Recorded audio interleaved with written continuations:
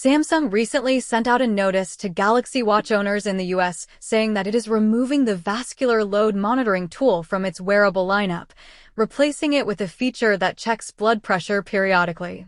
Vascular load, if you don't know, is a feature that tracks the overall stress your blood vessels experience throughout the night, using the bioactive optical heart rate sensor to read photoplethysmogram waveforms while you're sleeping to calculate vascular stiffness.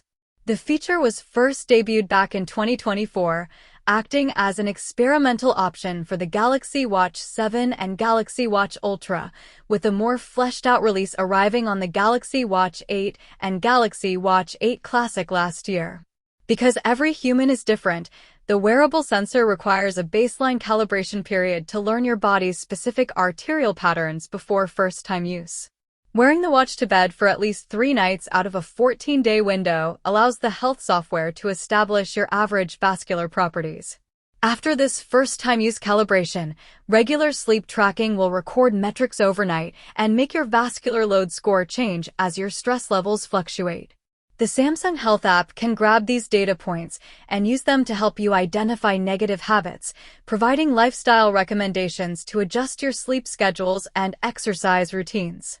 According to Samsung's notice, starting with Samsung Health 7.0 and the One UI 9 watch update, the vascular stress metric will completely disappear, leaving previous records gone from the Health app in the United States.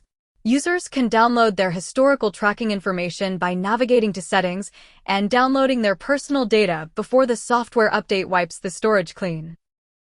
The blood pressure trend feature that's replacing the vascular load feature can only work after you've calibrated the watch by taking readings with an inflatable blood pressure cuff every 28 days to ensure sensor accuracy. Samsung said users in the US should expect the vascular load metric to vanish, leaving the feature gone later this month when the One UI 9 watch update rolls out.